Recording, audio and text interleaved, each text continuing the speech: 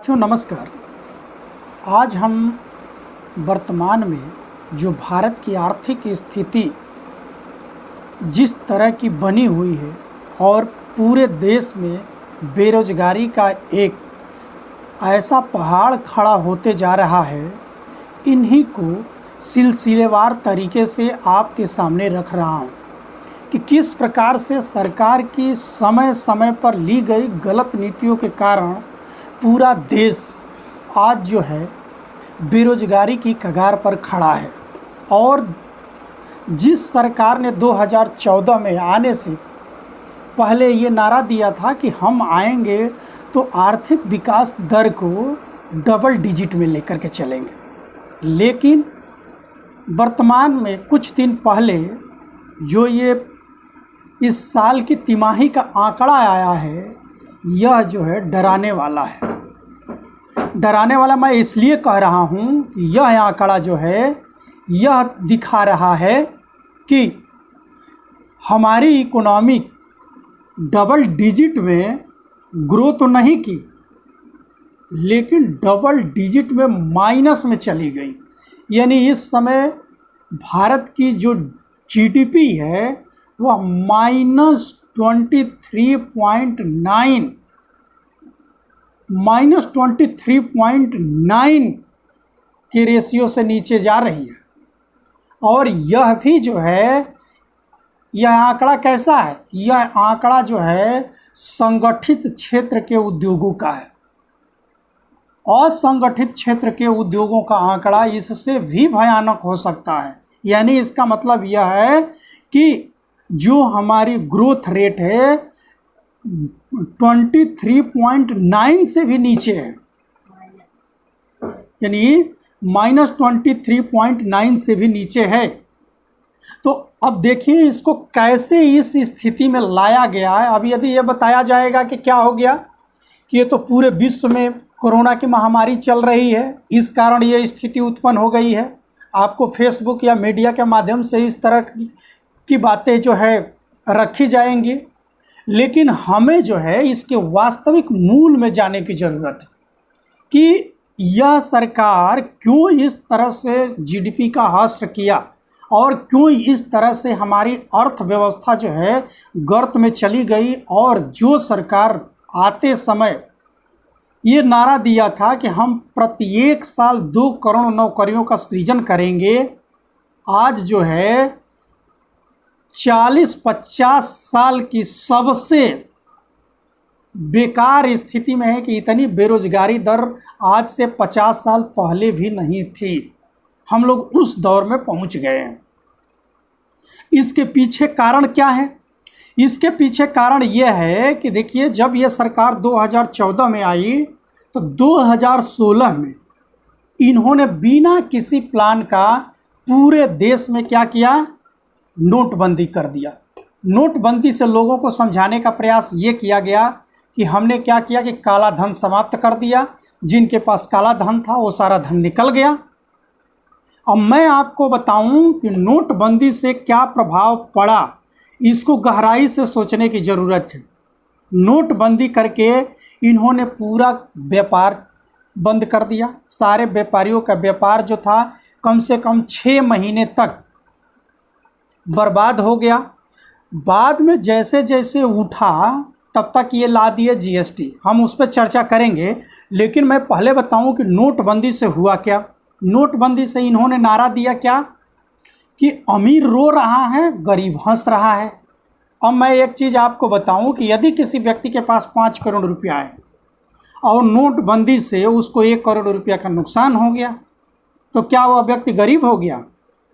और जिस व्यक्ति के पास 500 ही रुपया हो और वह उस व्यक्ति के पास जा कर के कोई काम कर रहा हो, और जब वह व्यक्ति उस व्यक्ति को काम नहीं देगा, तो नुकसान किस व्यक्ति को हुआ? उस 5 करोड़ वाले व्यक्ति को नुकसान हुआ या उस 500 रुपये वाले व्यक्ति का नुकसान हुआ?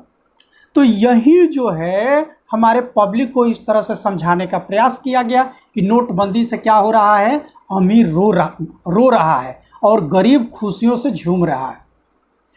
2016 के बाद देखिए कि पूरा रियल इस्टेट बर्बाद हो गया। अब रियल इस्टेट की बात मैं इसलिए आपसे कह रहा हूँ कि जो शहर हैं, शहरों में क्या किया जाता है, शहरों में बड़े पैमाने पर कंस्ट्रक्शन का काम होता है, और उस कंस्ट्रक्शन के काम में कौन से लोग होते हैं, गांव से जो अनस्किल्ड लेबर होते हैं वह आ करके शहरों में अपनी आजीविका के लिए क्या करते हैं, इन सब कामों में लगे रहते हैं। 2016 के बाद जब यह रियल इस्टेट का सेक्टर जब जो था यह बर्बाद हुआ, तो सारे लेबर जो अनस्किल्ड लेबर थे यह सारे क्या हो गए, एकाएक बेरोजगार हो गए, इनको कोई रोजगार नहीं मिल रहा है। अब देखिए दूसरी बात ये हुई कि जितने भी लोगों के पास जो पैसा था, अब उन लोगों के पास एक असुरक्षा की भावना आ गई। असुरक्षा की भावना इसलिए आ गई कि अब ये लोग, जितने भी व्यापारी वर्ग था या जितने भी लोगों के पास पूंजी था, उसका काला धन ही था, लेकिन वह अपना काला धन कहाँ लगाता था, भारत की इकोनॉमी में लगाता था। जब भारत की इकोनॉमी में लगाता था तो उससे क्या होता था कि उसको तो पैसा मिलता ही था, साथ में अन्य लोग भी जो थे उसके पैसे से जुड़े हुए, जो व्यापार में लगाता था, वाणिज्य में लगाता था, जिस भी सेक्टर में लगाता था, उससे लोगों को रोजगार मिलता था। लेकिन बाद के समय में हुआ क्या कि जब उस व्यक्ति को यह लग गया कि अब यहाँ की इकोनॉमिक स्थिति ऐसी है या यहाँ की पॉलिसी मेकर लोग ऐसे हैं कि किसी भी समय किसी भी तरह की पॉलिसी ला सकते हैं या किसी टाइप का निर्णय ले सकते हैं, इसलिए उन्होंने क्या किया कि अपना पैसा जो था भारतीय मार्केट से निकाला और निकाल करके ले जा करके, जिस स्विस बैंक की बात हो रही थी कि स्विस बैंक में भारतीयों का पैसा जो है बड़े पैमाने पर जमा है, नोटबंदी के बाद भारतीयों का पैसा स्विस बैंक में तिगुना हो गया। जो नोटबंदी से पहले था उसका तिगुना हो गया स्विस बैंक में भारतीयों का पैसा। तो अब ये बताइए कि नोटबंदी से, जिस नोटबंदी से ये कह रहे थे कि स्विस बैंक से पैसा निकलेगा या काला धन निकलेगा, वह काला धन यदि हमारे देश में था तो हमारे इकोनॉमी का पार्ट था, लेकिन अब यहाँ से निकल करके वह स्विस बैंक में चला गया तो वो हमारे इकोनॉमी का पार्ट भी नहीं हुआ। अब इस चीज़ों को छुपाया जाता है। ठीक, अब दूसरी बात यह है कि नोटबंदी के माध्यम से क्या हुआ, सारे रोजगार, सारे व्यापार को ठप कर दिया गया। व्यापारी वर्ग जो था असमंजस की स्थिति में पड़ा रहा कि कैसे उसका रोजगार हो, क्योंकि उसके पास कैश नहीं था। कैश के अभाव में उसको अपने जो डेली बेसिस के व्यापारी वर्ग थे उनका सारा व्यापार जो है ठप हो गया। अब जिस तरह से आप देखेंगे कि सूक्ष्म मध्यम लघु उद्योग होता है, यह जो होता है क्या होता है कि डेली कैश बेस पर यह रोजगार चलता है। तो 6 महीना इसको क्या किया गया कि इस सारे जितने भी इस सेक्टर थे इसको बर्बाद कर दिया गया। अब इसमें एक फ़ायदा हुआ, सरकार को क्या फ़ायदा हुआ कि 2017 में यूपी का चुनाव था। 2017 में जब यूपी का चुनाव था तो इनको एक चुनावी मुद्दा मिला, और दूसरी बात यह हुई कि जो विपक्षी पार्टियां थीं उनके पास धन का अभाव हुआ, और यह बड़े बहुमत से यह पार्टी जो है उत्तर प्रदेश में चुनाव जीत करके चली आई। और लोगों को इन्होंने बताया क्या कि नोटबंदी को लोगों ने स्वीकार कर लिया, यानी हमको बड़े बहुमत से उत्तर प्रदेश में सरकार बनाने का निमंत्रण दे दिया, और इसको ये पूरे देश में भुनाए। अभी यह चीज़ हो ही रहा था, इस चीज़ से हमारा व्यापारी वर्ग या लोग उबर ही रहे थे कि 2017 में जुलाई में इन्होंने क्या ला दिया, जीएसटी ला दिया। अब जीएसटी की प्रक्रिया इतनी जटिल थी कि हमारा आम व्यापारी वर्ग जो था इसको समझने में ही साल भर का समय गंवा दिया। अब वो जो है कभी सीए रख रहा है कि हमारा बिल भरे और हमारे खाता बही को मेंटेन करे, उसको समझ ही नहीं आ रहा है, नहीं उसके लिए पहले प्लान किया गया, न व्यापारियों को ट्रेंड किया गया। अब ऐसे स्थिति में यह व्यापारी वर्ग जो नोटबंदी से अभी उबरा नहीं था, या जो समाज अभी नोटबंदी से उबरा नहीं था, उसको तुरंत जीएसटी की मार ला दी गई। और यह क्यों लाई जा रही है, केवल जिद के बस कि हम जो हैं सारा काम कर रहे हैं, हमको बड़े पैमाने पर मैंडेट मिला है, हम कुछ भी करने के लिए तैयार हैं। यह काम कर दिया गया। अब देखिए इससे क्या हुआ कि नोटबंदी से बड़े पैमाने पर लोगों का रोजगार चला गया, और जीएसटी में जब व्यापार चल ही नहीं रहा है तो इसमें भी बड़े पैमाने पर लोगों का रोजगार चला गया। अब जिस इकोनॉमी को ये लोग डबल डिजिट में बढ़ाने की बात कर रहे थे, वह अपने वर्तमान स्थिति भर भी नहीं टिक पाई, और इकोनॉमी जो है दिन पर दिन नीचे जाना शुरू हो गई। यह सिलसिला अभी जा ही रहा था कि आपके 2020 में क्या हुआ? 2020 में आ गया कोरोना। अब कोरोना जो था कि ये एक वैश्विक महामारी थी, ये बात सभी स्वीकार कर रहे हैं कि एक वैश्विक महामारी है, पूरे विश्व में फैली हुई है। लेकिन पूरे विश्व ने कैसे इसको हैंडल किया और हमारा देश ने इसको कैसे हैंडल किया, प्रश्न चिन्ह इस पे है। प्रश्न चिन्ह इस पे क्या है कि देखिए कोरोना जो था चाइना में नवंबर में ही आ गया है, नवंबर दिसंबर ये चीन में कोरोना फैला हुआ था, ठीक। WHO जो है इसको जनवरी में महामारी घोषित कर दिया, और हमारे यहाँ 30 जनवरी को पहला कोरोना केस आता है। जब महामारी WHO के द्वारा इसको घोषित कर दिया गया, हमारे यहाँ 30 जनवरी को पहला केस आता है। कोई हमारे पास ऐसा गाइडलाइन नहीं था कि जो भी विदेश से लोग आ रहे हैं उनको हम लोग कैसे डिटेक्ट करें, चेक करें या फ्लाइट रोकें, ये तब तक नहीं हो रहा था। ये सारी चीज़ें चलती रही। अब मैं बात करूं आपसे कि जो ट्रंप हैं, ये ट्रंप हमारे यहाँ क्या आते हैं 24 से 25 फरवरी के बीच। मैंने ये कहा कि हमारे यहाँ 30 जनवरी को केरला में कोरोना का केस आ गया था, पहला केस आ गया, और हमारे यहाँ ट्रंप महोदय आते हैं 24 से 25 फरवरी तक भारत में रहते हैं। बड़े पैमाने पर भव्य स्वागत होता है, नमस्ते ट्रंप चलता है, और इस बीच भी हमारे पास कोई तैयारी नहीं है। 22 मार्च को जनता कर्फ्यू लगाया जाता है, और 22 मार्च तक हमारे पास कितना कोरोना का केस होता है? मात्र 500 कोरोना का केस रहता है। हमारे 130 करोड़ की आबादी को केवल एक आदेश के आधार पर 22 मार्च के बाद पूरे देश को लॉकडाउन में झोंक दिया जाता है। अब देखिए ये स्थिति उत्पन्न होती है कि केवल एक आदेश के बाद केवल आपके पास 500 कोरोना के केस हैं, और ऐसे कोरोना के केस में आपके पास एक्सपर्ट हैं, ये भी नहीं है कि आपके पास एकाएक कोरोना आया है। ये 4 महीने 3 महीने पहले से कोरोना के केस पूरे विश्व में फैला हुआ है। वहाँ के सारे आंकड़े डाटा आपके पास थे, उसके बावजूद भी आपने क्या किया कि पूरे देश को लॉकडाउन में झोंक दिया। इसलिए झोंक दिया कि केवल क्या था कि हम इस चीज़ को एकाएक कंट्रोल कर लेंगे, एकाएक कंट्रोल कर लेंगे, हमारे पूरे विश्व में वाहवाही हो जाएगी।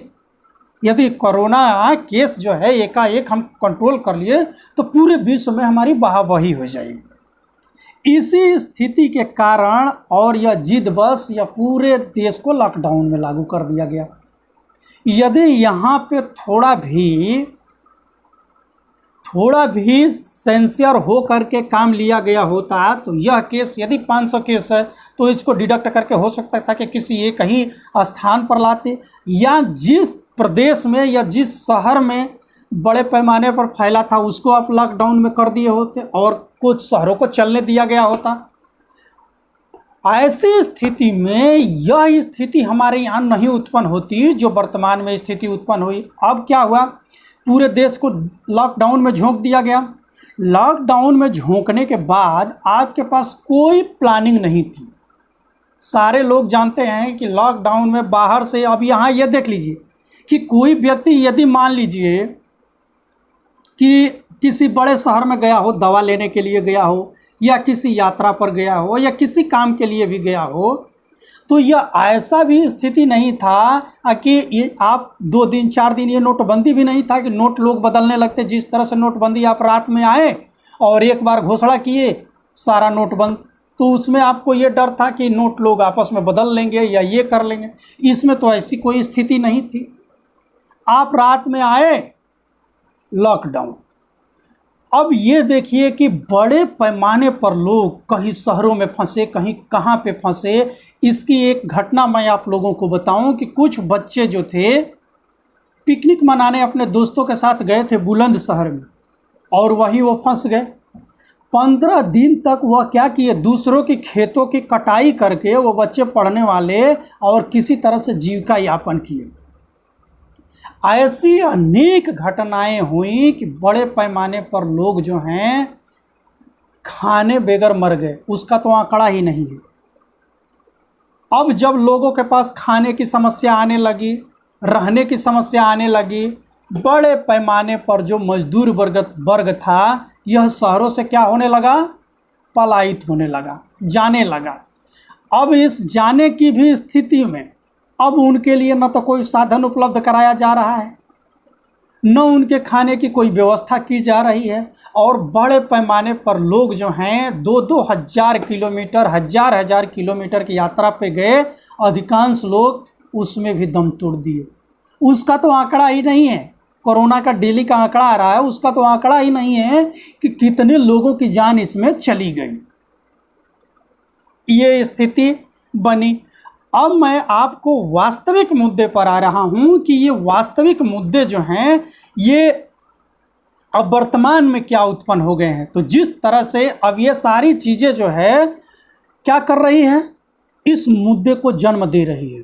अब वर्तमान स्थिति में क्या हो गया, वर्तमान स्थिति में हमने देखा कि जीडीपी, हमारी जीडीपी यानी ग्रॉस डोमेस्टिक प्रोडक्ट यानी सकल घरेलू उत्पाद।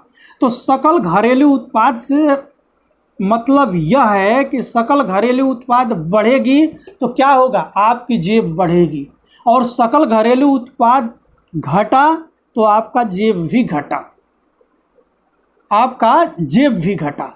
अब इससे देखिए इससे क्या फ़र्क पड़ने वाला है। आप कहेंगे कि इससे क्या फ़र्क पड़ने वाला है, सारे देश की तो जा रही हैं। अब इससे फ़र्क यह पड़ने वाला है कि जो जीडीपी ग्रोथ रेट है जब यह कम होगा तो इस पे क्या होगा कि जो विश्व के यानी फॉरेन इन्वेस्टर हैं वो हमारे यहाँ पैसा नहीं लगाएंगे, क्योंकि उनको लगने लगेगा कि हमारा जो भी फॉरेनर होते हैं या कोई भी इन्वेस्ट करने वाला व्यक्ति होता है वो अपना ग्रोथ दिखता है।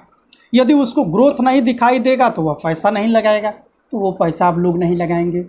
दूसरी बात यह है कि जिन लोगों के पास पैसा है वह भी पैसा नहीं लगाएंगे, यानी हमारे देश में जिनके पास पैसा है वह भी किसी उद्योग धंधे में पैसा नहीं लगाएंगे। क्यों नहीं उद्योग धंधे में पैसा लगाएंगे, कि उनके प्रोडक्ट को खरीदने वाला कोई लोग नहीं है, और उनके प्रोडक्ट को खरीदने वाले लोग क्यों नहीं मिल रहे हैं, क्योंकि जब लोगों के पास पैसा ही नहीं रहेगा तो लोग उस प्रोडक्ट को खरीदेंगे नहीं। ठीक, अब ऐसी स्थिति में क्या होगा कि जिनके पास पैसा है वह अपनी सुरक्षा के लिए पैसा रखेगा, और जो गरीब मजदूर वर्ग है वह और गरीब होते चला जाएगा। कैसे वह गरीब होते चला जाएगा, अब देख लीजिए कि कुछ शहरों से, गांव से लोग, अब डाटा क्या आने लगा कि गांव से लोग पलायित होकर के शहर में आ रहे हैं। क्यों आ रहे हैं कि गांव में हर लोगों के पास खेती भी नहीं है, अधिकांश लोग मजदूर हैं, खेती किसानी का काम समाप्त हो चुका है, मनरेगा का काम भी इस समय नहीं चलता क्योंकि बारिश का मौसम है, और डेली वेजेज वाले जो लोग हैं यह क्या है कि इनको हैंड टू माउथ है, यानी डेली काम करना है और डेली खाना है। अब इनके पास यदि पैसा नहीं रहेगा तो इनका परिवार कैसे जिएगा, इनकी आजीविका कैसे चलेगी। उस स्थिति को देखते हुए अब लोग फिर कहाँ कर रहे हैं, शहरों की तरफ पलायन हो रहे हैं। और शहर में जब रोजगार नहीं मिलेगा, शहर में रोजगार कैसे मिलेगा, शहर में रोजगार तब मिलेगा कि ये अनस्किल्ड लोग हैं, कंपनियां चलेंगी, बड़े पैमाने पर कंस्ट्रक्शन का काम होगा, तभी इनको रोजगार मिलेगा। जब यह वर्क नहीं होगा तो शहरों में भी इनको रोजगार नहीं मिलेगा। अब जब शहर में रोजगार नहीं मिलेगा और ये गांव से पलायित होकर के फिर आ रहे हैं तो ऐसी स्थिति में क्या होगी, लोग जो हैं भीख मांगेंगे, रोड पर घूमेंगे, चोरी छिनैती डकैती इस तरह की घटनाएं बढ़ेंगी और बढ़ रही हैं, यह दिखाई दे रही है। यह स्थिति हो गई। अब देखिए क्या हो रहा है कि बड़े पैमाने, ये तो एक स्थिति हुई। दूसरी स्थिति हुई कि जो लोग स्किल्ड हैं या पढ़े लिखे लोग हैं, अब इनके साथ क्या समस्या आ रही है जो भी पढ़े लिखे लोग हैं ये कंपनियों में थे या सरकारी जॉब्स निकलता था उसमें लोग जाते थे। तो यह सरकार जो है आते क्या की कि सरकारी जॉब को रिड्यूस करना शुरू कर दी, यानी धीरे धीरे समाप्त करना शुरू कर दी। अब इनका एक मुद्दा है कि इनका जो उद्देश्य है उस पर भी समझने की ज़रूरत है। उद्देश्य इनका क्या है कि हम जो है धीरे धीरे आरक्षण को समाप्त करेंगे। तो ये राजनैतिक मुद्दा है कि आरक्षण को ये समाप्त नहीं कर सकते। अब इसलिए ये क्या किए कि सरकारी नौकरियों को ही धीरे धीरे समाप्त करना शुरू कर दिया कि यदि सरकारी नौकरियां समाप्त हो जाएगी तो आरक्षण की समस्या को हम आसानी से डील कर लेंगे। लेकिन एक समस्या से लड़ने के लिए आपने 50 समस्याओं का जन्म दे दिया। आप सरकारी सेक्टर में जॉब नहीं निकाल रहे हैं, प्राइवेट सेक्टर में लोगों को जॉब मिल नहीं रही है, क्योंकि प्राइवेट सेक्टर जो है ऑलरेडी जो है अपने जो एम्प्लॉई हैं उनको छांट करके बाहर निकाल रहा है। क्यों निकाल रहा है?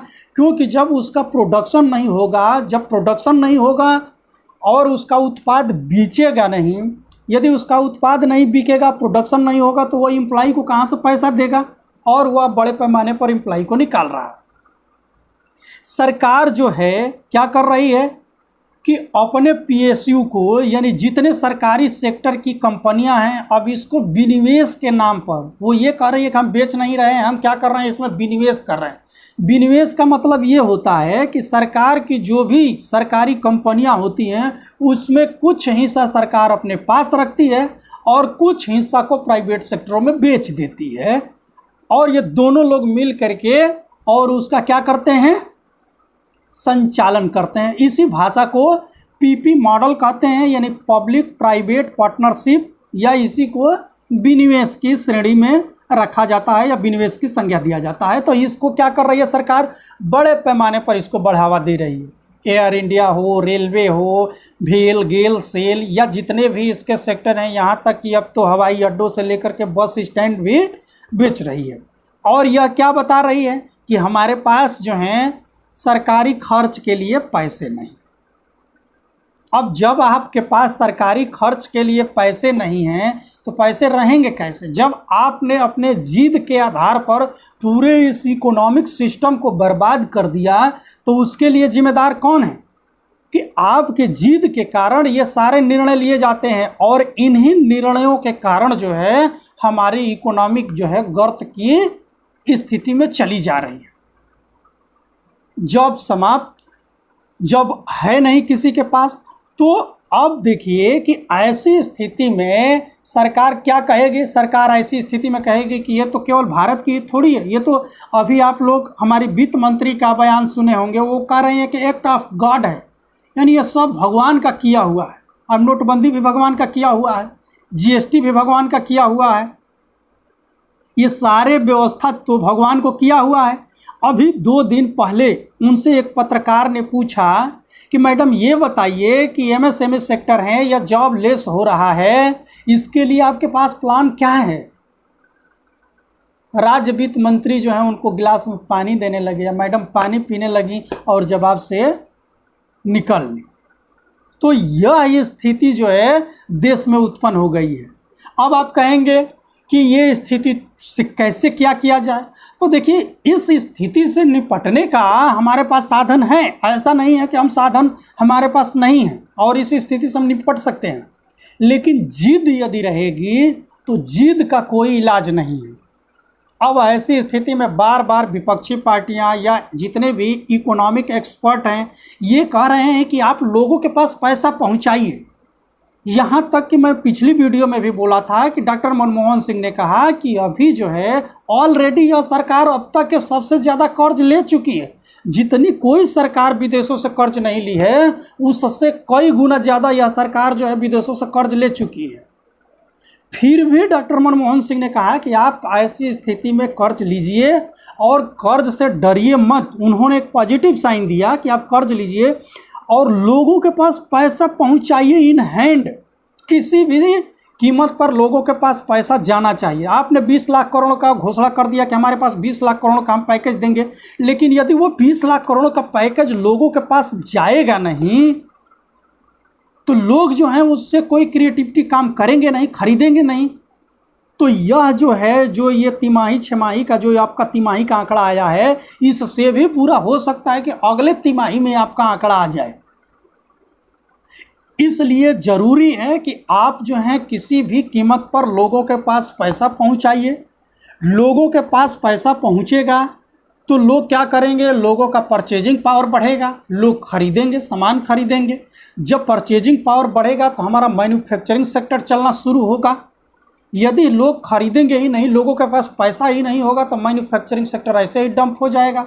जो हमारे मनरेगा के मजदूर हैं, जिनको आप 100 दिनों का रोजगार दे रहे हैं, उसको बढ़ाइए, 200 दिन करिए, या ऐसी स्थिति में उनको 300 दिन करिए, उनके रोजगार को बढ़ाया जाए। कि इस स्थिति में जो शहर में भाग करके आ रहे हैं वह अभी गांव पर रुक जाएं, और जो शहर के लोग हैं, शहर के लोग को शहर में उस तरह का जॉब क्रिएट किया जाए जो कि शहरों में ऐसे लोगों को जॉब मिले।